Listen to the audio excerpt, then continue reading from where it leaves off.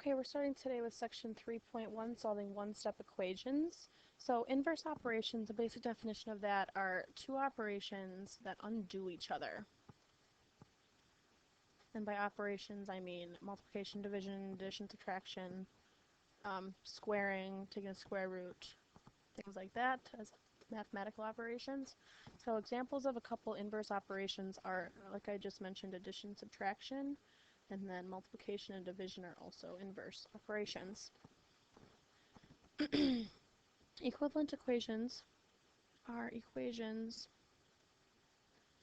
that have the same solution.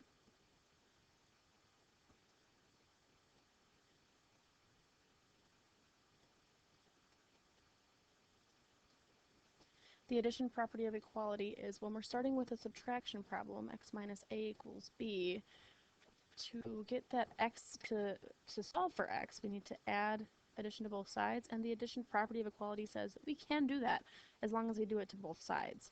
So in this case, x is going to be equal to b plus a. It's the same thing for subtraction. If we start with an addition problem, x plus a equals b, and we want to solve for that x again, we can subtract a from both sides as long as we do it from both sides, and we can solve for the x.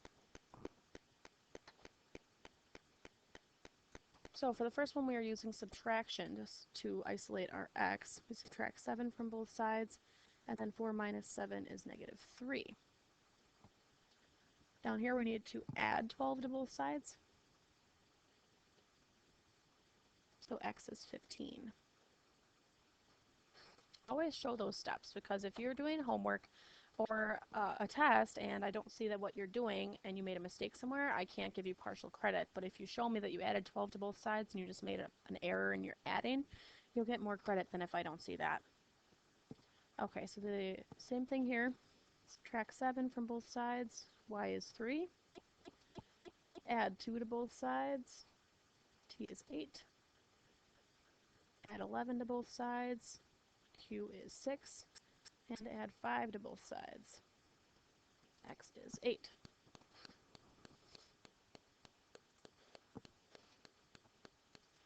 Okay, so now we have the multiplication property of equality. So if we start with division, so if we have x over a equals b, and we want to solve for that x, to isolate it, we can multiply both sides by a as long as we do it to both sides, and x equals b times a. So same thing with division. If we have a times x equals b, we can divide both sides by a, and x is b over a. So using division, to isolate this x, we divide both sides by negative 6. So x is negative 8. Some examples here. Divide both sides by 4. X is 12. Divide both sides by negative 5. Y is 13. Divide both sides by 6. W is negative 9. Divide both sides by negative 8. N is negative 3. Using multiplication, we want to get that x, so we need to multiply both sides by 4. So x is 20. Now, you should never get any of these problems wrong, ever, ever, ever, because if you get 20, and then you want to make sure that you have the right answer, you just put that 20 back in for x, and 20 divided by 4 is 5, so we know that we got the right answer. Okay, this one, multiply both sides by negative 3. T is negative 27. Multiply both sides by 7. C is 42. Multiply both sides by negative 2.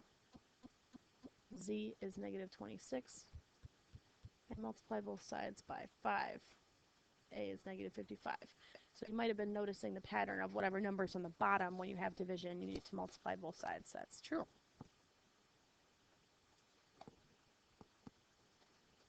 Okay, now we have multiplication of a fraction. So negative 2/7 times x is equal to 4. So obviously we have multiplication, so what we need to do is divide, but we don't divide fractions. The only way we can do that is multiply by the reciprocal. So we have to multiply both sides by the reciprocal of negative 2/7, which in this case is negative 7 halves. Left side it cancels. And on the right side we get negative 28 over 2, which is negative 14.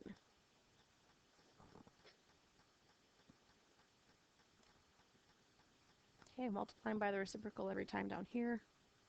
W is 12. P is 21. M is negative 12. And V is 10. Okay, last one in this section. In the 2004 Olympics, John Crawford won the 200-meter dash. His winning time was 19.79 seconds. Find the average speed to the nearest tenth of a meter per second.